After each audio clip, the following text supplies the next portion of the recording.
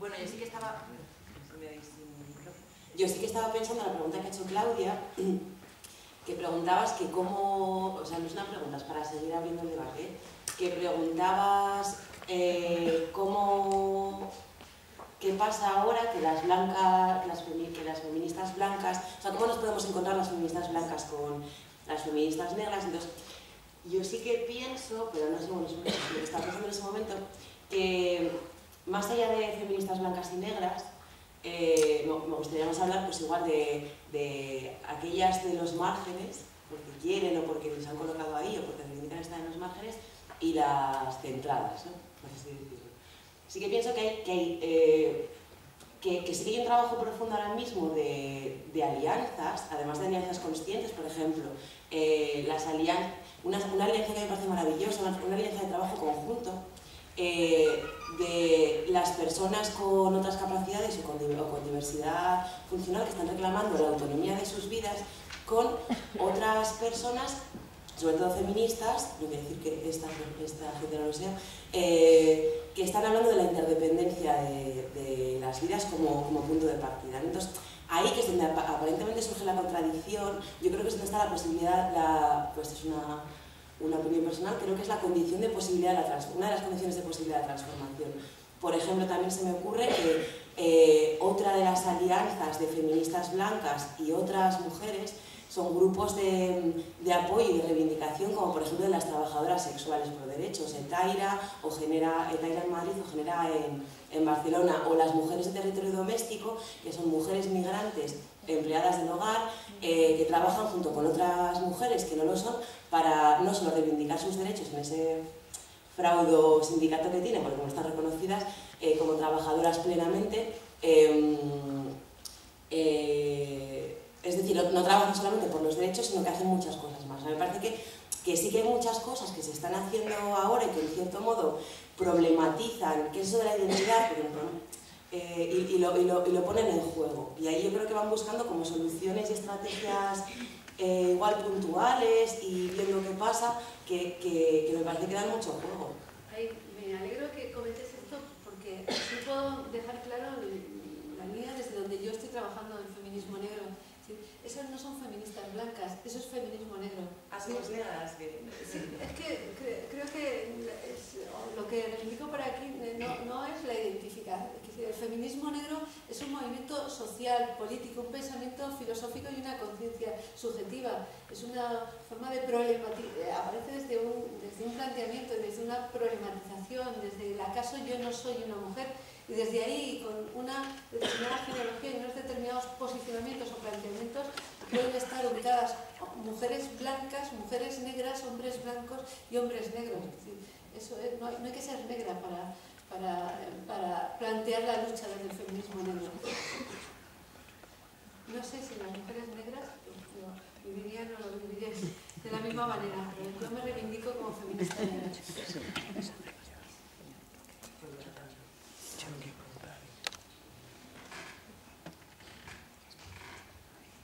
Bueno, a ver, yo es que quería plantear sobre todo dos cosas, ¿no?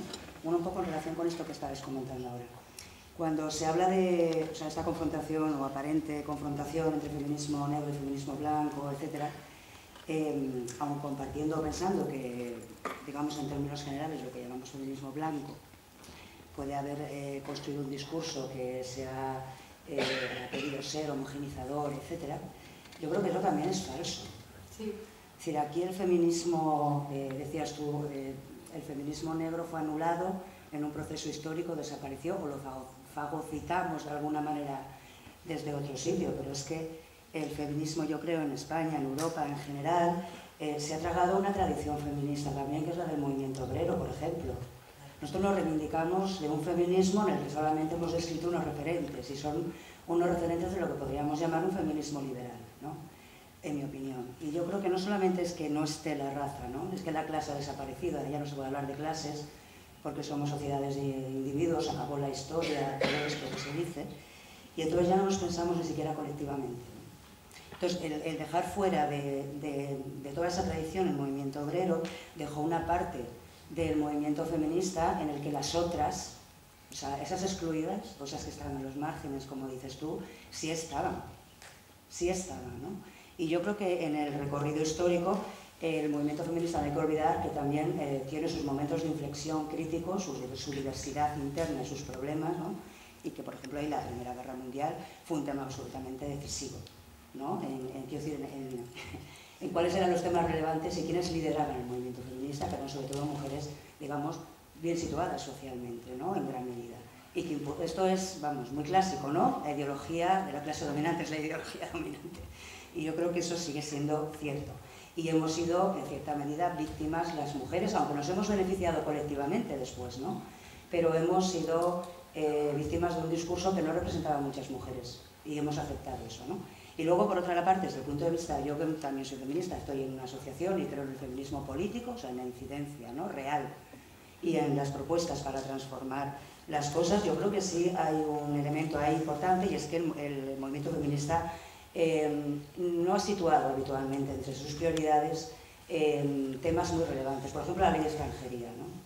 Es decir, las mujeres inmigrantes existen teóricamente en el discurso, pero a la hora de trabajar, de hacer propuestas, de incidir, pues nos seguimos mirando básicamente el ombligo las que estamos en unas mejores condiciones. En ese sentido, que se articulen las mujeres inmigrantes, que se articulen las mujeres que están en el servicio doméstico, etcétera, pues está bien, pero deberíamos ser capaces de reproducir alianzas que se han hecho en otros tiempos, en otros momentos las mujeres, y quizá no tanto encerrarnos en discursos identitarios. Hablo de identidades colectivas, que es la otra cuestión que te quería plantear un poco, ¿no?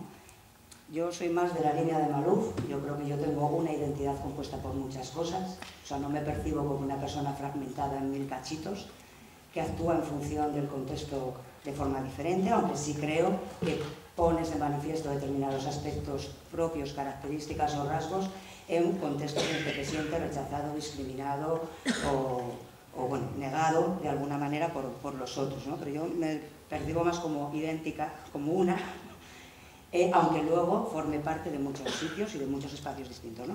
Pero el tema de las identidades colectivas, ¿no?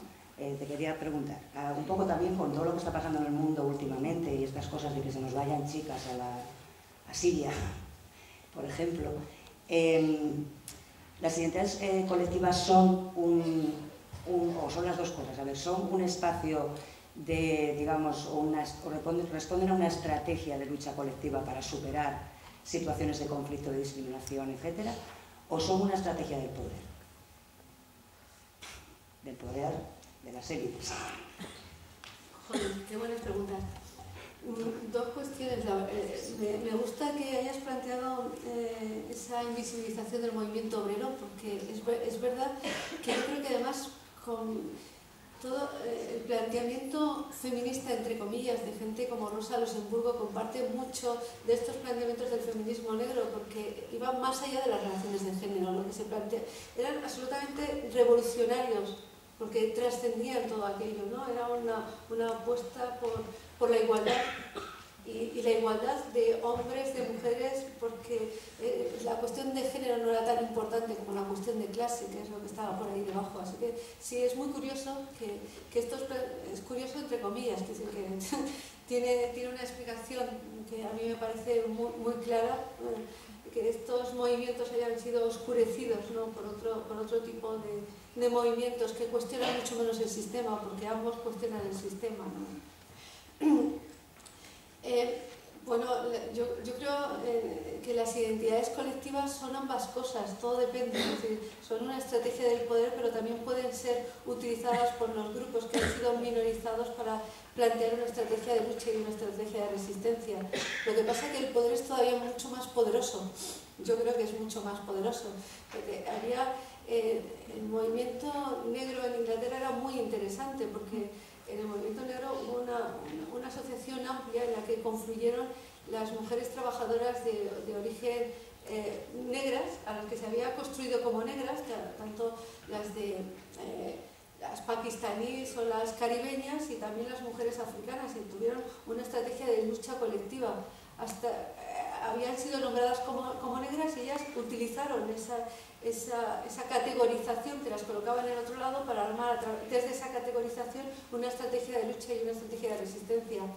Pero claro, eso, como ya les estaba empoderando demasiado, pues eso fue absolutamente deglutido por el propio poder para ir creando y para ir buscando alianzas identitarias que fueron fragmentando cada vez más el colectivo. Y ellas se posicionaron allí, porque claro, nos manejaron como se manejan todas las instituciones y como se manejan todas las asociaciones, ¿no? Por una parte prometiéndoles ocupar espacios públicos y por otro lado favoreciendo, ¿no?, las propias identidades que surgían a costa de construirse en contra de otras identidades, ¿no? Y creo que eso sí que ha ido fragmentando por todas partes.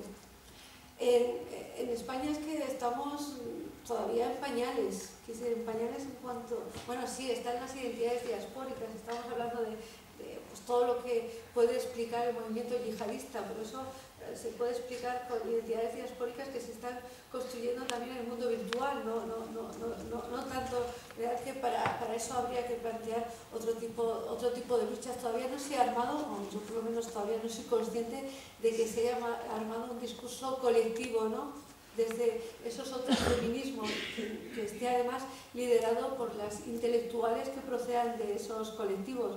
Y entiendo el término intelectual como lo entienden las feministas negras, no alguien que tiene una carrera académica, sino como alguien que es capaz de pensar en colectivo e ir desarrollando una estrategia colectiva, ¿no? Creo que todavía por ahí no se ha ido definiendo.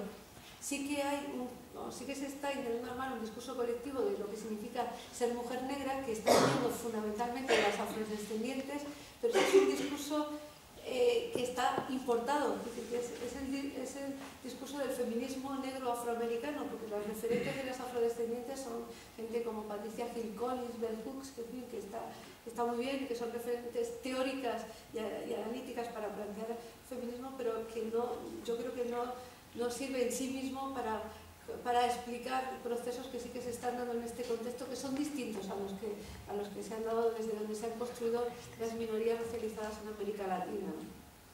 Por ahí es por donde lo veo.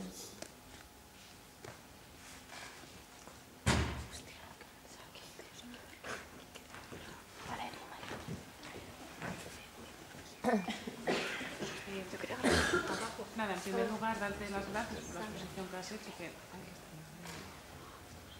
Vale, darte las... Me vas a dar gracias un montón de veces. Sí.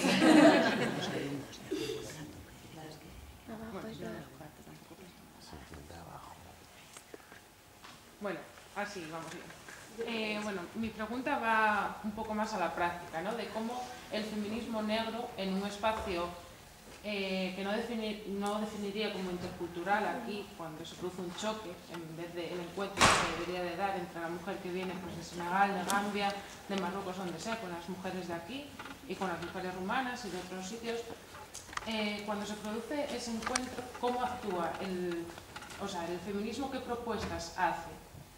Para que, precisamente para eso, para evitar que sea un choque y que se dé un encuentro. Y voy más a la práctica todavía. Si se traen tradiciones culturales de Senegal o de Gambia, como puede ser la mutilación genital femenina, ¿cómo se abordan esos temas concretos aquí? O en espacios del ámbito educativo, o en espacios del tema de la sexualidad. No sé, de alguna manera es, en la práctica, todo ese bagaje teórico, ¿cómo se plasma? Eso es un poco mi pregunta, no sé si me he explicado. Mira, sí, que has explicado. No sé si voy a ser capaz de... Voy a ver si yo estoy a la altura de tu pregunta. Por una parte, ¿qué es lo que se plantearía desde el feminismo negro tal y como se planteado?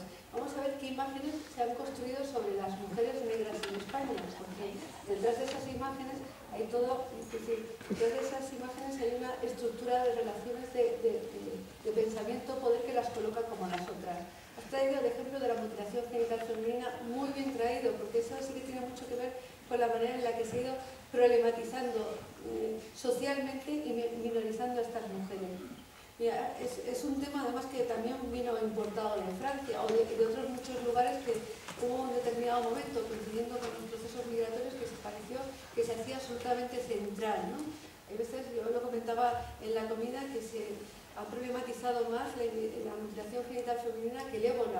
El ébola está matando a más personas que la mutilación genital femenina, pero parece que nos tenemos que centrar en eso, que es una cuestión problemática, pero también vamos a ver qué hay por detrás de esa problematización.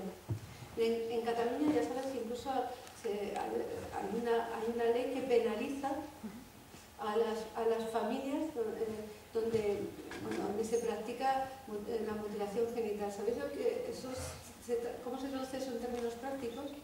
En términos prácticos se traduce que cualquier familia de origen africano ya es percibida como posible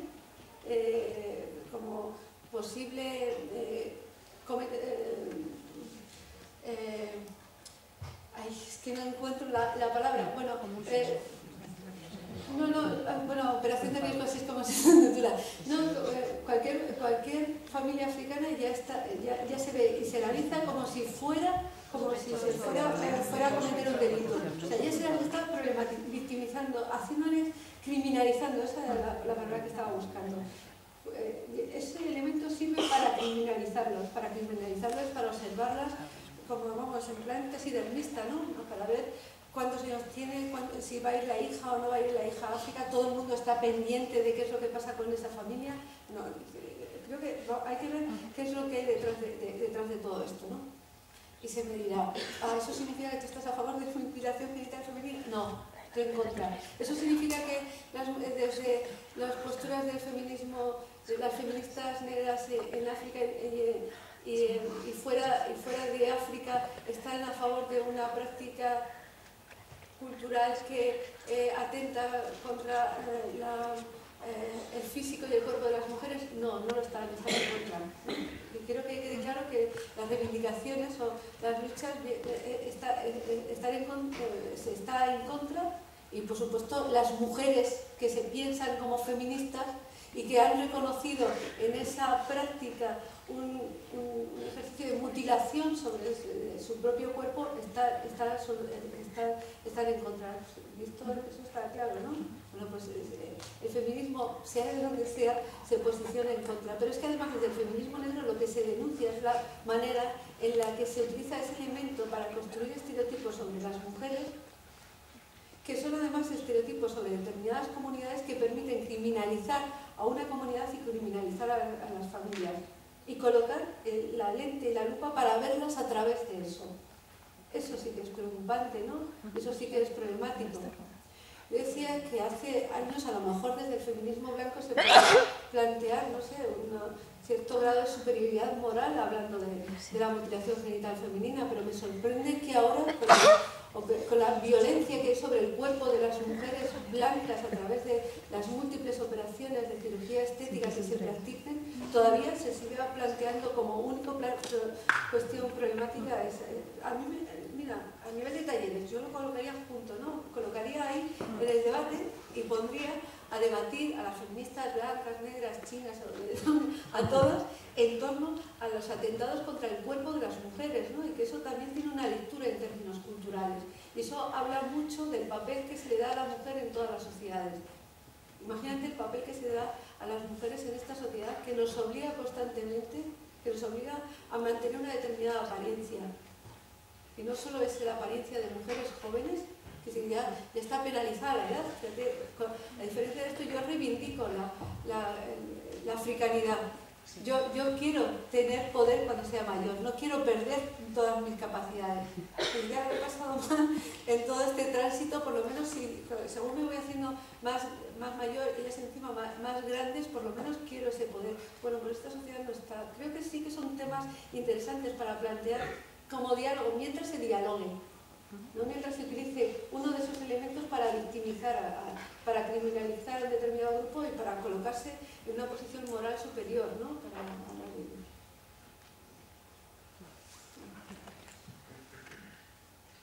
Bueno, es que iba a contestar la reflexión que iba a hacer. Bueno, buenas tardes, saludarte, me alegro de tenerte entre nosotros. Y es que iba a pedir la palabra antes porque iba a responder a mi compañera Cielo. Y claro, me parece una deshonestidad hacer la reflexión que iba a hacer sin que esté presente en el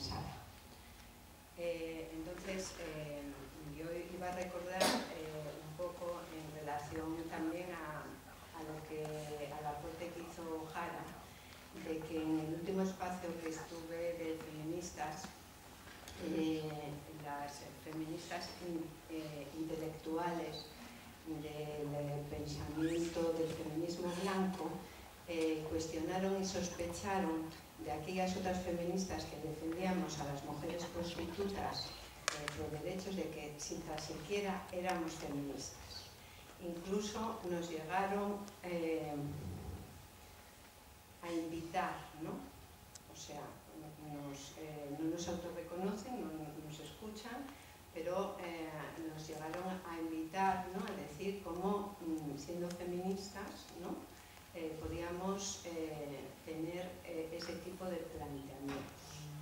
Entonces, claro, yo escuchar ahora pues que no hay debate, es que no hay diálogo, ¿vale? Es que hay feminismos y posicionamientos frente a cuestiones que interesan a todas las mujeres, que es que ni tan siquiera entran en la vida política, en el feminismo institucional. Y es que han obligado a esas mujeres que tenemos conciencia de ser mujeres feministas, ¿no? a silenciar la voz, o que hablemos, ya me extraña, y estoy muy satisfecha de que podamos hablar de los feminismos nuevos en esta casa.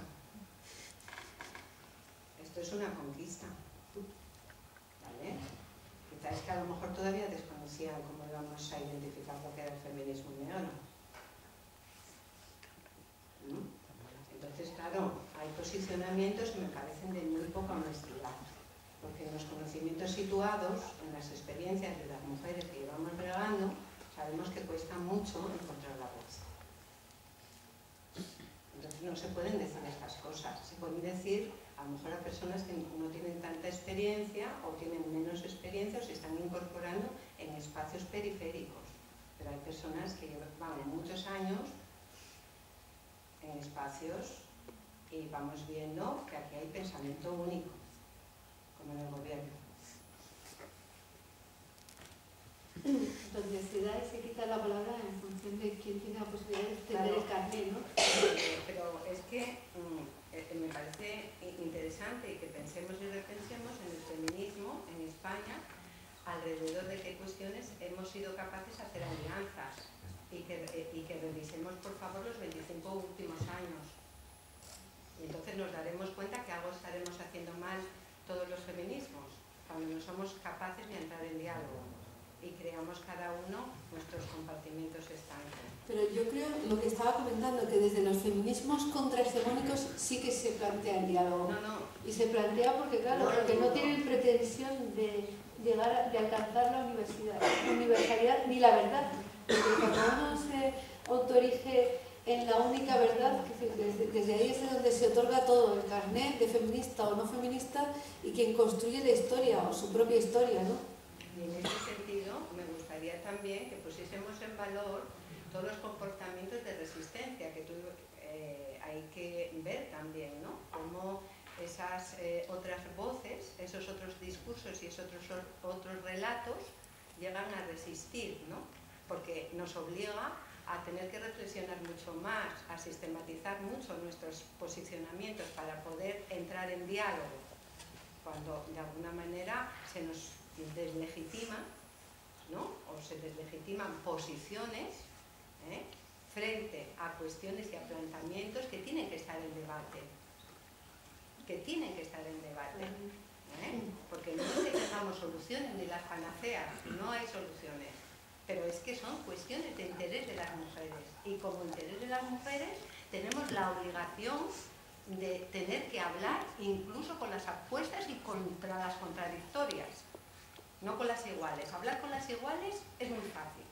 Yo esto es lo que digo todos los días y me gustaría haber tenido la oportunidad, porque creo que si queremos avanzar tenemos que entrar en otro tipo de reflexiones, en lo político feminista y en lo social. Bueno, es que yo te lo replanteo, es que se deberían organizar, pero ya lo visualizo, yo no tengo que pensar, pero eso, unas jornadas donde se empiece a construir esa historia, ¿no?